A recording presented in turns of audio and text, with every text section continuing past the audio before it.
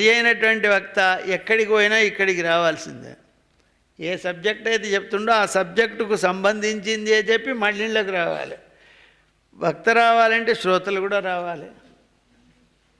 శ్రోతలు రావాలంటే మనసు ఇక్కడ పెట్టి వినాలి. నాకు మనసు ఇక్కడ పెట్టి ఉంది కనుకనే నేను చెప్పగలుగుతున్నా. నా మనసు ఇంకెక్కడికో పోతే నేను మీకు చెప్పలేను. మీరు కూడా మనసు ఎక్కడికో పోతే వినలేదు. ఏం చెప్పినావో ఏమో గంట సేపు కూర్చున్నాం, అయిపోయింది, టైం అయిపోయింది, ఇంకో గంట అయితే అయిపోతుంది, సార్ బంద్ చేయమంటాడు, మనం వెళ్ళిపోతాం. మళ్ళీ వస్తుందా? మళ్ళీ చెప్పుని పొద్దున మేము వినలేదంటే ముందరేట్లో పురాణం కావాలి అని కుమారులు పలికితే అప్పుడు ఆయన అన్నాడు, కుమారులారా నా మాటకు తిరుగులేదు. ఒకసారి అన్నా అంటే దానికి ప్రమాణం ఉంటుంది. నిజంగా దైవబలం గొప్పదా పురుష ప్రయత్నం గొప్పదా అంటే పురుష ప్రయత్నం కంటే దైవ బలమే గొప్పది. దైవ నిర్ణయాలు కొన్ని ఉంటాయి. ఇంద్రుడు పక్షి రూపంలో వచ్చి ఎందుకు పరీక్ష చేయాలి? పరీక్ష చేసిన ఇంద్రుడు నరమాంసం కావాలేనాలి, మరి నేనే మిమ్మల్ని తినమన్నా? ఇదంతా కూడా దైవ బలం గొప్పది. నేను ఊహించకుండా మీతో ఈ మాటలు మాట్లాడినా, మీరు పక్షులై పుడతారు, కానీ నన్ను ప్రసన్నుణ్ణి చేసుకున్నారు గనక జ్ఞానము కలిగిన వాళ్ళై ఉంటారు, పాపరహితులై పుడతారు, సిద్ధి పొందుతారు. ఏవం శత్తాస్మ భగవన్ పిత్రా దైవవశాత్పురా తతకాలేన మహతా యోన్యంతరముపాగతా జాతశ్చారణ మధ్యే వై భవితా పరిపాలితా. అప్పుడు ఈ ధర్మపక్షులు శమీక మహర్షితో చెబుతున్నాయి, మా తండ్రి ఇట్లా శాపం పెడితే మేము ఆ పక్షి గర్భంలో ఉండి రణమధ్యంలో పుట్టి ఆ గంట చేత ఆవహింపబడి మీ చేత రక్షింపబడ్డాం మహాత్మా. వయస్తమిదం ద్విజశ్రేష్ఠ ఖగత్తముపాగతా. మీకు పక్షి రూపం వచ్చినా కూడా మా తండ్రి గారి యొక్క అంటే పూర్వజనులో మా తండ్రి గారు ఇచ్చినటువంటి యొక్క వరం వల్ల మాకు జ్ఞానం ఉన్నది. అప్పుడు అన్నారు, ఓ ద్విజులారా అన్నారు. ద్విజులంటే ఎవరు? బ్రాహ్మలు. ఇంకా ద్విజులని బ్రాహ్మణుడు ఎందుకంటారు? ద్విజులని బ్రాహ్మణుని ఎందుకంటారు? ద్విజులంటే బ్రాహ్మలే కాదు, క్షత్రియులు వైశ్యులు కూడా. ఉపనయనమైతే రెండవ జన్మ అయితే ఇప్పుడు ఉపనయనం ఎందుకంటుందంటే పెళ్ళికి లైసెన్స్. మొన్న అంత ఒక హైదరాబాద్ నుంచి వచ్చిండు గురువుగారు, ఉపనయనానికి ముహూర్తం కావాలి, పెళ్ళికి ముహూర్తం కావాలండి. ఉపనయనం నేను అనుకున్న పెద్ద కొడుకుది పెళ్ళి, చిన్న కొడుకుది ఉపనయనం కావచ్చు. పెళ్ళి అంటే ఇప్పుడు శ్రావణ మాసంలో చేసుకోవచ్చా, ఉపనయనం ఇప్పుడు వద్దు, మాఘమాసంలో చెయ్యి బాగుంటుంది, మేషంలో గురువు అట్లా ఇప్పుడు ఉపనయనం చేసినాక ఇప్పుడు పెళ్లి చేసినాక ఉపనయనం మళ్ళా చేయరాదు కదా అంటే 6 నెలల తర్వాత చేయవచ్చు. నా మాట నేను కాదు రెండు వాడికే. ఇటు ఉపనయనం చేసుకుంటాడు, తెల్లారమన్నాడు పెళ్లి చేసుకుంటాడు. అంటే ఉపనయనం ఎందుకు అంటే పెళ్లికి లైసెన్స్. వాడు సంధ్యావందనం చేసేది లేదు, గాయత్రి జపం చేసేది లేదు, మెడలో దారపోగు ఉండాలి కనుక అని చెబితే ఇక నీకు దోషమే లేదు. నీకు ఉపనయనం సకాలంలో చేసుకున్నవాడికి దోషం మంచిది, కానీ కాలం దాటిపోయినాక ఏం లేదు, దోషమే లేదు, ఎప్పుడైనా చేసుకో, రోజు ఏదో చెప్పే పంపించాం అన్నట్టుగా.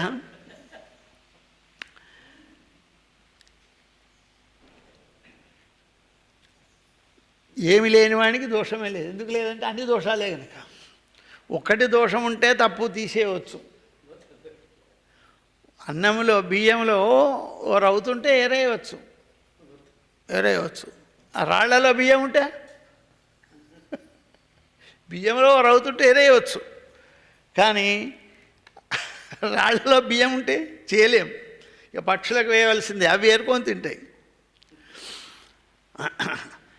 మీరు ఎప్పుడైతే ఆ యుద్ధరంగంలో గంట కింద ఉన్నారో అప్పుడే మీరేదో ఉత్తమ జన్మ కలిగిన వాళ్ళు, లేకుంటే ఈ విధమైన రక్షణ మీకు కలగదని నేను అనుకున్నా.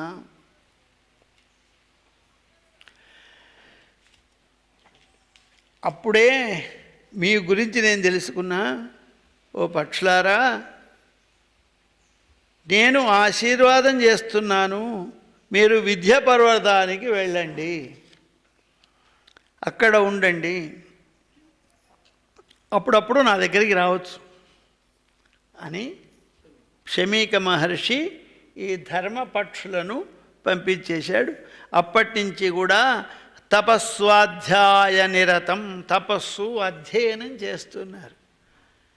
తపస్సు శరీరాన్ని కష్టపెట్టడం, అలాగే మబ్బు లేవాలి, స్నానం చేయాలి, అర్చన చేసుకోవాలి. ఇది కొంచెం కష్టం. పొద్దెక్కినాక లేస్తాం, ఎవరన్నా వస్తే మధ్యాహ్నం ఆపి మాట్లాడతాం, దేవుని పూజలు బంద్ పెడతాం. ఇవన్నీ తపస్సులు కావు, వంతు చేర్చుకునడం. శ్రద్ధతో చేసేదానికి వంతు చేర్చుకోవడానికి చాలా తేడా ఉంటుంది. డ్యూటీ మైండ్, డ్యూటీ అనుకొని చేస్తారు. ఉద్యోగం చేసేవాడు ఏం చేస్తాడు? పై ఆఫీసర్ ఏది చెప్తే అది చేస్తాడు, అంతే. ఎందుకు చేస్తున్నావు? మా సార్ చెప్పాడు, నేను చేయాలి, అంతే. మరి ఒకవేళ డ్యూటీని సర్వీస్ వల్ల చేస్తే, సేవ వల్ల చేస్తే అందులో వాడు ఆనందాన్ని పొందుతాడు, అంతే. అందులో ఆనందాన్ని పొందుతాడు. నా కర్మ కొద్దీ వీనికి వంట చేసి పెట్టాలి అని భార్య అనుకున్నదనుకో, కొంప నాశనం అవుతుంది. నీ బుద్ధితో మనస్సుతో చేసేటువంటి యొక్క వంట, అందులో దుర్మార్గం కరౌజం ప్రేరేపింపబడి అది తిన్నవానికి కూడా అదే బుద్ధి ఉడుతుంది. ప్రేమతో నా భర్తకు, నా పిల్లలకు చేస్తున్నాను, నా దైవానికి చేస్తున్నాను, భగవంతుడికి నివేదన పెట్టిన తర్వాత నా పిల్లలకు, నా భర్తకు పెట్టి ఆ తర్వాత మేము భోంచేస్తామని అనుకుంటే, ఆ ప్రేమతో నింపిన ఆహారం నువ్వు పెడితే వాళ్ళు ప్రేమతత్వాన్ని పొందుతారు. సింపుల్. అందుకే తపస్సు. నువ్వు కృత్యములన్నీ భగవత్ సేవగా మార్చడం తపస్సు, ప్రేమగా చూడడం తపస్సు, కోపంగా చూడడం తపస్సు కాదు. అధ్యయనం. అధ్యయనం అనగా ఏమిటి? నీవు చదివినటువంటి యొక్క విద్యను, ఏ విద్యనన్నా కానీ దాన్ని మళ్ళీ మళ్ళీ ప్రాక్టీస్ చేస్తూ ఉండడం అధ్యయనం. పెద్ద క్రికెటర్ ఉన్నాడు అనుకోండి, ఆ క్రికెట్ ఆడినాడే బ్యాట్ పట్టుకుంటాడా? అవునండి, క్రికెట్ ఆడినాడు బ్యాట్ పట్టుకుంటాడా? రోజు కొంతసేపు ప్రాక్టీస్ చేస్తాడు, అదే అధ్యయనం. మరి అధ్యయనం అంటే ఏంటి? రోజు చేయడం. అప్పుడప్పుడు తమని ప్రాక్టీస్లో ఉంచాలి, లేకపోతే రెండో బాల్కు డక్అవుట్. ప్రాక్టీస్ లేదు. ఎందుకు? ఫామ్లో లేడంటారు. ఫామ్లో లేదు కాదు, ప్రాక్టీస్ లేదు. ప్రాక్టీస్కు డుమ్మా కొట్టారు. మళ్ళీ టెస్ట్ మ్యాచ్ కంటే ముందు 2 రోజులు 3 రోజులు నెట్ ప్రాక్టీస్ అని చేస్తారు. ఇవన్నీ వాళ్ళ అధ్యయనం. వేదం చదువుకున్నాడు, వేదం చదువుకోవాలి. పురాణాలు చదువుకున్నాడు, పురాణాన్ని ఇప్పుడు మార్కండేయ పురాణం నన్ను చెప్పమని ఆనాడు మా సార్ చెప్పినప్పటి నుంచి దీన్ని అధ్యయనం చేస్తున్నాను. అంతవరకు పుస్తకాన్ని ముట్టలే నేను. ఎప్పుడో కొనుక్కొచ్చి పెట్టుకున్నాం కానీ తప్పు ఉంటలే. అధ్యయనం చేయాలి. మా అధ్యయనం నేను అధ్యయనం చేసి నీకెట్లా చెప్తా? అది తపస్సు, అధ్యయనం. ఈ పక్షులు ఏం చేస్తున్నాయి? చదువుకున్నాం, అయిపోయింది అనుకోలే. చదువుకున్నటువంటి దాన్ని, విజ్ఞానాన్ని పునః స్మరణకు తెచ్చుకోవాలి. ఇప్పుడేమో పుస్తకాలు ఉన్నాయి, అప్పుడు పుస్తకాలు లేవు. పుస్తకాలు లేకుండా ఏం చేశారు? గురువు శిష్యునికి చెప్పాడు, వీడిని చెప్పింది వానికి వచ్చింది అట్లే ఉంది. వచ్చిందా అంటే పోయేది కాదు, మనకు వచ్చింది పోతుంది. అందుకే ఇప్పుడు ఇంకా దుర్మార్గమైన పరీక్షలు. ఆ పరీక్షలు మొదలు ఎట్లా ఉండేయంటే, నువ్వు పాఠశాలలో చేరినాడు చెప్పిన పాఠం 10 ఏళ్ల తర్వాత పోయినాడు కూడా ఉండాలి. నీకేంది సర్టిఫికేట్ ఇచ్చి పంపిస్తారు. ఇప్పుడు వేదాభ్యాసాలు, వేద పాఠశాలలో కూడా సర్టిఫికేట్ ఇచ్చి పంపిస్తున్నారు. అప్పుడు పంపించేటినాడు కూడా నువ్వు చేరినాడు చెప్పిన గణానంతో అడుగుతారు. ఇప్పుడు మన సెమిస్టర్లో 3 నెలల తర్వాత మళ్ళీ అడగరు నేను. అప్పుడు పాస్ అయినవంటే అయిపోయాయి. అది వచ్చిందా రాలేదా అని మళ్ళీ అడగరు. వీడికి అది అయిపోయింది, పరీక్ష పాస్ అయ్యిండు అంటే వీళ్ళు దేనికి పనికి వస్తారు? బానిస బతుకులు, ఉద్యోగాలు చేయడానికే పనికి వస్తారు. కానీ ప్రజోపయోగమైన దానికి పనికి రాకుండా చేస్తున్నారు. అందుకే గుమస్తా చదువులు అన్నారు ఈ విద్యను. సరే పోని, మనం తపస్యాధ్యయనం చేస్తూ ఉన్నాయి పక్షులు.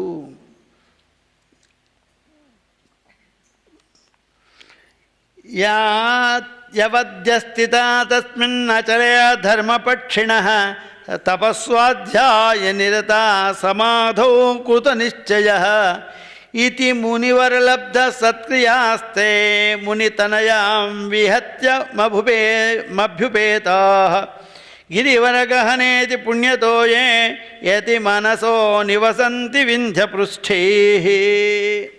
ఈ కథంతా, ఈ చరిత్రంతా మొదలు ఎవరితో చెప్పినారు? మొట్టమొదటికి పోతే కానీ చివరికి అర్థం కాదు.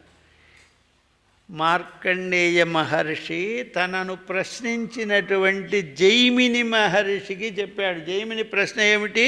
మహాభారతంలో కలిగినటువంటి సంశయాలు. మరి నేను చెప్పే టైం నాకు లేదు, ఇప్పుడు నాకు అనుష్ఠానానికి సమయం ఉంది, నేను నిష్ఠలో ఉండాలి కొంతకాలం, కనుక నీవు వింధ్య పర్వతానికి వెళ్ళు, అక్కడ ధర్మపక్షులు నీకు సమస్తమైన విషయాన్ని చెబుతాయి. వక్తా శ్రోతా చ దుర్లభ అని రామాయణం చెబుతుంది. చెప్పేటువంటి యొక్క వినే శ్రోత ఎవరిప్పుడు? మహాపండితుడైన జైమిని మహర్షి. జైమిని మహర్షికి చెప్పేటువంటి యోగ్యత కలిగిన వాడు ఎవరు అంటే ధర్మపక్షులు. ఇప్పుడు జైమిని మహర్షి సామాన్యుడు కాదు, వేదవ్యాసుల వారి యొక్క శిష్యుడు. సామవేదాన్ని అధ్యయనం చేసినవాడు. అటువంటి మహానుభావునికి చెప్పేవాడు ఎంత గొప్పవాడు కావాలి. అవునా? చెప్పేవాడు గొప్పవాడైతే కానీ ఇప్పుడు వక్త యొక్క గొప్పతనం తెలిసింది మనకు. శ్రోత యొక్క గొప్పతనం మొదలు తెలిసింది. శ్రోత ఎవరు? జైమిని మహర్షి. వక్తలే చెప్పేవాళ్ళు ఎవరు? ధర్మపక్షులు. ధర్మపక్షులు ఎట్లా చెప్తాయని అడిగింది ఆయన గద్దే. ఇప్పుడు చెప్పేవాడి మీద గౌరవం లేకపోతే విన్నది మనసు పట్టదు ఖచ్చితంగా. ఇది చెప్పేవాడి ఈ కాలంలో కూడా చెప్పేటువంటి యొక్క ఉపాధ్యాయుని మీద లేక ప్రవచనకర్త మీద, గురువు మీద విశ్వాసం ఉంటే దాన్ని వీడు శ్రద్ధగా వింటాడు, లేదు వినడు. అందుకోసం ప్రతి పురాణంలో వక్త శ్రోత ఇద్దరి యొక్క తత్వాలను మొదలు చెబుతారు. శ్రీమద్భాగవతాన్ని విన్నటువంటి యొక్క పరీక్షిత్తు గారి యొక్క చరిత్ర, చెప్పినటువంటి శుకమహర్షి యొక్క చరిత్ర. అంటే శుకమహర్షి అంతటి మహానుభావుడు పరీక్షింతటి గొప్పవానికి చెప్పాడు కనుక మనం విన్నాం. అందుకే కృష్ణ పరమాత్మ యద్యదాచరతి శ్రేష్ఠ తత్ర దేవేతరో జనాః. ఎవడైతే శ్రేష్ఠులైనటువంటి వాళ్ళు ఆ పని చేస్తారో అందరూ అది చేయడానికి ఇష్టపడతారు. వాళ్ళ చూడండి, లోకంలో సహజం. మన ముఖ్యమంత్రి గారు సరే, వాళ్ళ పార్టీలతో, వాళ్ళ యొక్క విధానాలతో, వాళ్ళ పరిపాలనతో మనకు సంబంధం లేదు. ఎవరైనా వాళ్ళ ఇష్టం, ప్రజలు ఎన్నుకున్న. ఆయన అయిత చండీ అనే ఒక యాగం చేశాడు, అనేకమైన చండీ యాగాలు చేసినాడు. ఇది అందరికీ తెలిసిపోయింది. ఆ తర్వాత అందరూ చేస్తారు, ఎమ్మెల్యేలు, మంత్రులు, మినిస్టర్లు, ఊళ్ళో ఉన్నవాళ్ళు, దగ్గర ఉన్నవాళ్ళు, ఊళ్ళో చిన్న చోట మోటా నాయకులు ఉన్నవాళ్ళు అందరూ చేశారు. అందరూ చేస్తే మాకు కూడా లాభమైంది. పంపులను విషయం చేయించుకున్నారు, సంభావన ఇచ్చారు. మా లాభం మేము కూడా చెప్పాలి కదా. అది ఎందుకు చేసిండ్రు అంటే ఆయన ముఖ్యమంత్రిగా చేసిండు, అంతకు ముందు కూడా చేసిండు. ఆయన ముఖ్యమంత్రి కాకముందు కూడా సిద్దిపేటలో, మరిపడిగలో, హైదరాబాద్లో అనేకమైన యజ్ఞాలు చేసిండు. మా గురువుగారే వెళ్ళి చేయించిండు. అదంతా ఎవరికి తెలియలే, ప్రచారం కాలే. ముఖ్యమంత్రిగా చేసిండు, ప్రచారం. ఎందుకు ముఖ్యమంత్రి చేసిండు అంటే యావత్ భారతదేశము కూడా వ్యాపించింది. అంతే. యద్యదాచరతి శ్రేష్ఠ. ఆయన గొప్పవాడని అందరూ అనుకుంటున్నారు కనుక ఆయన చేసింది అందరూ చేసింది. ఆయన చేస్తే ఏదో మహత్వం వచ్చింది, మనం చేద్దాం అందరికీ చేసి. అంతకుముందు ఎవరికి తెలియదు. అట్లా గొప్పవారు యొక్క చరిత్రను మాత్రమే వినటానికి మానవులు ఇష్టపడతారు. సాధారణులు చేసినటువంటి దానికి ఇష్టపడరు.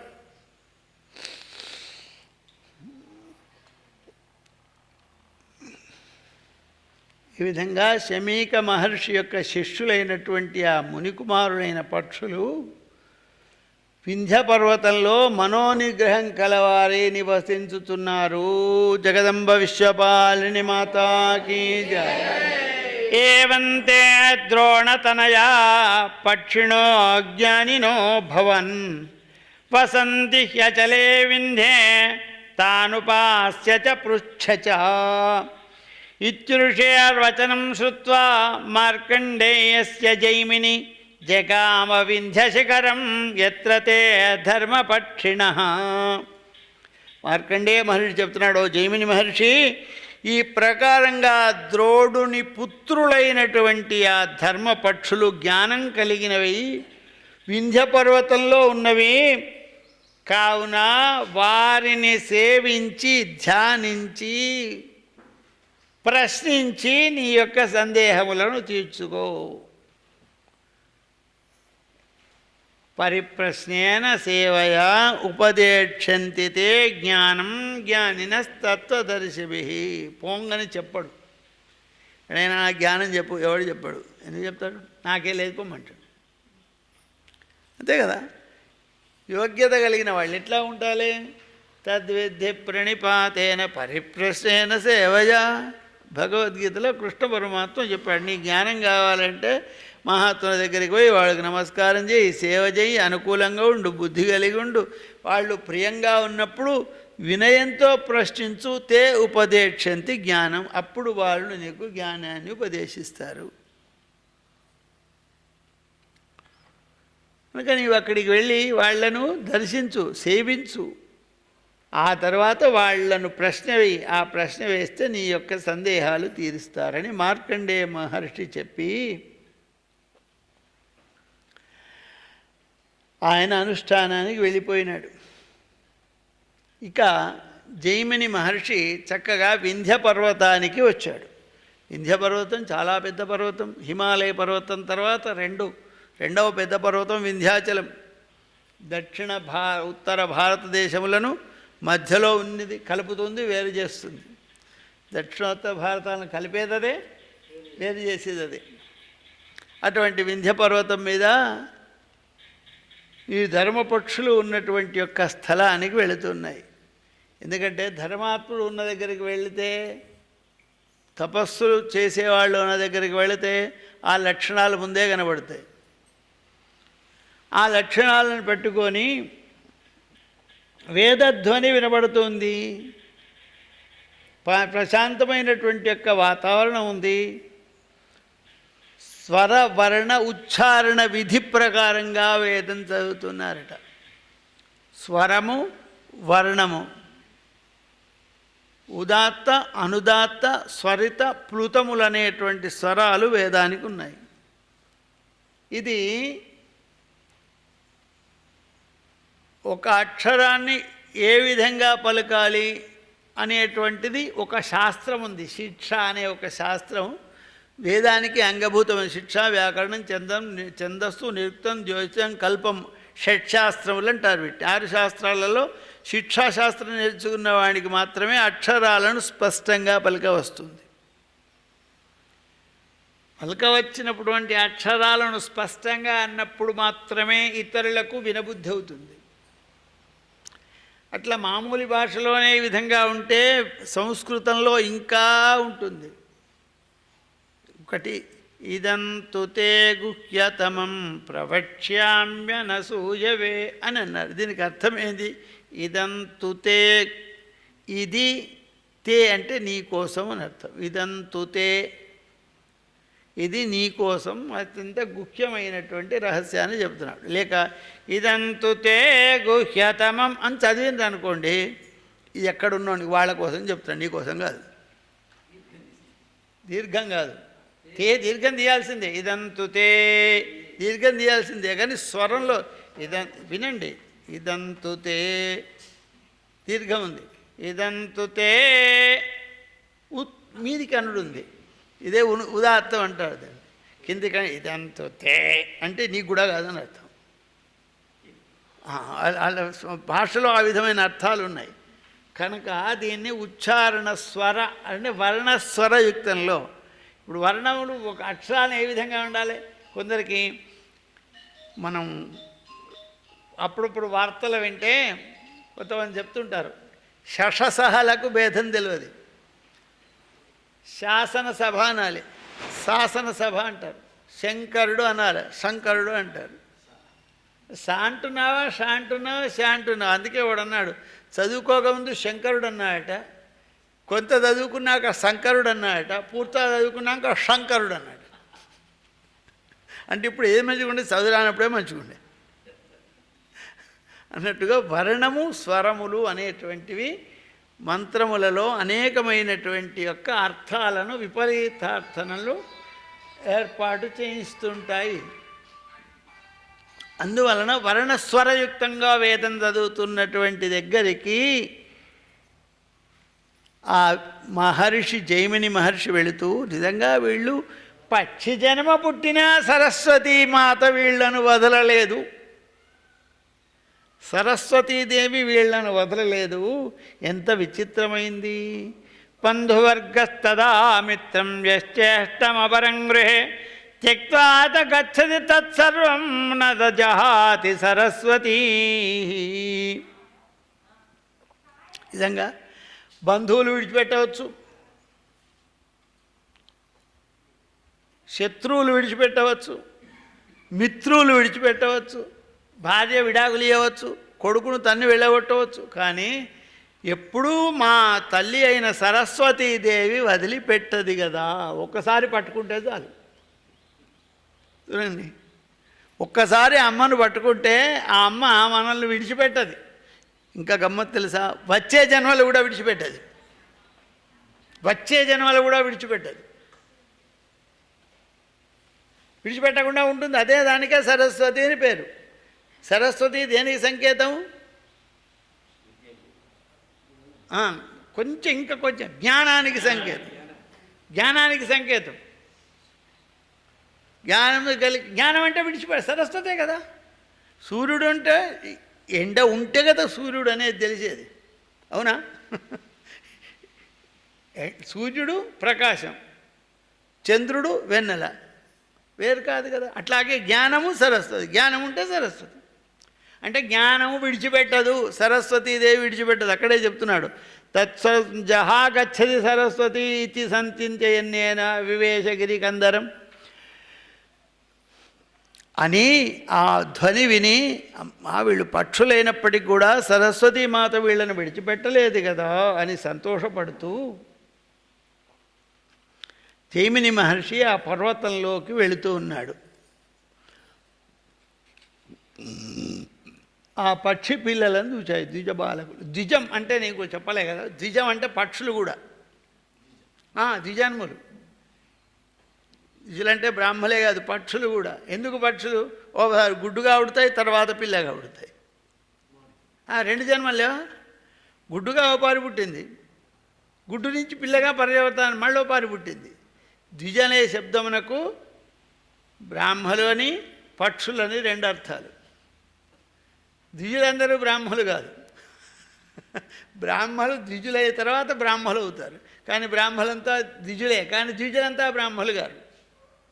ఇక్కడ గమ్మత్తు, బ్రాహ్మలంతా ద్విజులే, ద్విజులంతా బ్రాహ్మలు కాదు. అంటే పిహెచ్డి చేసిన వాళ్ళంతా ఎంఏ చేసిన వాడే, కానీ ఎంఏ చేసినవాడు పిహెచ్డి కాదు. వాటికి వెళ్ళి నమస్కారం చేసి స్వస్త్యస్తు వో ద్విజశ్రేష్ఠ జైమిని మా నిబోధత వ్యాస శిష్యమహం ప్రాప్తం భవతా దర్శనోత్సుకం మన్యున్న ఖలు కర్తవ్యో యత్ప్రీత్యా మతీవ మన్యున శత్వా ఖగత్వమాపన్నాం సర్వదా అదిష్టమేవ తత్. వాళ్ళని చూసే వరకు జైమిని మహర్షికి ఆనందం కలిగింది. ఒక పండితునికి ఇంకొక పండితుడిని చూస్తే కలిగేటువంటి దాన్ని ఆనందం అంటారు. వీడింత చదువుకున్న ఏమనాలి అనుకున్నది ఆనందం కాదు, మీదికి ప్రదర్శించింది అవుతుంది. నాకంటే ఎక్కువ నా వీడు అనుకున్న వాడిది సంతోషం కాదు, వాడిది ఏమైతే ఈర్ష్య. కానీ ఈయనకు వాళ్ళని చూసే వరకు ఆనందం కలిగింది. ఇతను ఒక చెప్తున్నాడు, స్వస్తి. ఇప్పుడు ఏమనాలి? నమస్కారం పెట్టాలన్నా ఆశీర్వదించాలన్నా? నమస్కారం పెడదామంటే నాకంటే చిన్నవి, మరి వద్దందామంటే నేను ఉపదేశానికి వచ్చిన కదా. నమస్కారం పెట్టకపోతే బాగుండదు, సభ్యత కాదు. కనుక స్వస్తి అన్నాడు, శుభమవుగాక, స్వస్తి కలుగా, స్వస్తి ప్రజాభ్య పరిపాలయంతాం అని మనం చెబుతూ ఉంటాం. స్వస్తి అంటే అట్లే అవుగాక, శుభం కలుగాక, మీకు శుభముగాక. నేను వ్యాస మహర్షి యొక్క శిష్యుడైన జైమిని.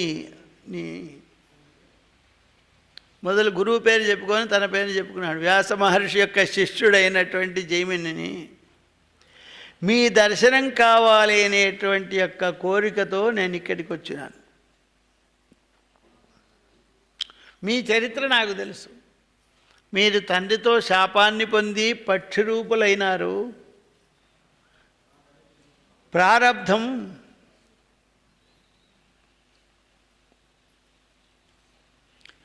కొందరు మహత్తులు తక్కువ జన్మలో జన్మించినప్పటికీ, హీన జన్ములైనప్పటికీ వారి యొక్క జ్ఞానం మాత్రం అత్యంత అద్భుతంగా ఉంటుంది.